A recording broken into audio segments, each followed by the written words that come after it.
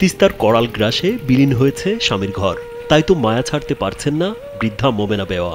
আমার স্বামীর ভিটে ছিল, এই ভিটে তিস্তা নদী ভাঙিয়ে নিয়ে গেছে।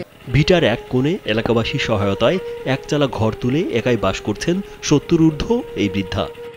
এই ভিটে তিস্তা নদী ভাঙিয়ে নিয়ে গেছে, এখন আমরা এই ভিটে ছাড়িয়ে কোথায় যাব, এখন যাইতে পারি না। এখন এই জায়গাতে আমার মৃত্যু ধন হয়, আল্লাহ যেন আমার মৃত্যু এইখানে। স্থানীয়রা জানান কারো সঙ্গে তেমন কথা বলেন না তিনি।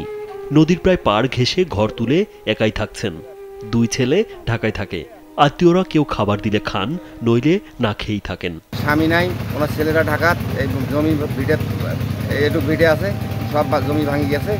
স্বামীর ভিটে ত্যাগ করতে পারতেছে না উনি, সেই জন্য এখানে একাই কষ্ট করে আছে। অন্যদিকে জমিলা বেওয়া নামের আরেক বৃদ্ধা স্বামীর কবর বাঁচানোর চিন্তায় কাতর। এক সময় তার ছিল গলা ভরা ধান আর গোয়াল ভরা গরু, আজ সবই তিস্তার পেটে। আমার জমি যে আছে, জমি টমি সমস্ত ভাঙি গেল, আমার স্বামীর কবরটা স্থানটা তাও ভাঙি গেল, এখন আরও যে ঘর দৌড় আমার গেল, এখন থাকবো তারও স্থান নেই। তিস্তার ভাঙনের মুখ থেকে ঘর সরানোর কাজে ব্যস্ত 2 ভাই জানান প্রতি বছর বাড়িঘর সরাতে হয়। তিস্তায় জমাজমি সব কেড়ে নিয়েছে, রয়েছে শুধু ভিটামাটি। এটুকু চলে গেলে মাথা গোজার ঠাইটুকুও থাকবে না। এই তিস্তা নদীর ভাঙনে 12 মাস বাড়ি ভাঙা খায়। আমরা চাই তিস্তা মহাবন্যা যেন তাড়াতাড়ি শেষ হয়ে যায়। আমরা প্রতি বছরে বাড়ি সাইতে নিশ্চয় হয়ে গেছি, টাকা পয়সা নাই। এই দেখো তো এই যে কিভাবে চলছে। তিস্তার ভাঙনে সব হারানো মানুষগুলো এখন আর সান্ত্বনা আর সরকারি কোনো সহায়তা চান না। তারা চান দ্রুত তিস্তা পরিকল্পনা বাস্তবায়ন।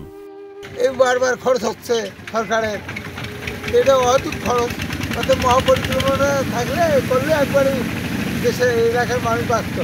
মসজিদের মিনের পর্যন্ত নদী আসছে, এই যদি মসজিদ ভাঙি যায়, এই আমরা কয়েকশো লোক আমরা নামাজ পড়বো কোথায়? তিস্তা নদীর আমরা বস্তা ফেলাফেলি প্রত্যেক বছরে ফেলায়, আবার ভাঙে, আবার ফির আরেক ভাগে ভাঙে।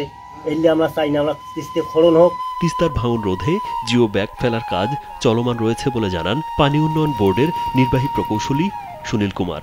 আমাদের বেশ কিছু জায়গায় ভাঙন দেখা দিয়েছে, তার মধ্যে প্রধান যদি আমরা জায়গা বলি, তিস্তা নদীর পারে আমাদের শিবিরকুটি আছে, মহিষকোচা আছে, খনিয়াগাছ আছে, চরগুগন্ডা, চন্ডিমারি, আমাদের রাজপুর আছে, ধলাতেও আমাদের বেশ কিছু জায়গায় ভাঙন রয়েছে। আমাদের বাংলাদেশ পানি উন্নয়ন বোর্ড বিভাগের অধীনে আমরা জরুরি আপৎকালীন হিসাবে জিও ব্যাগ ভালি ভর্তি করে এসব জায়গায় ভাঙন রোধ করার চেষ্টা করে যাচ্ছি। রাজীব বিশ্বাস, কালবেলা।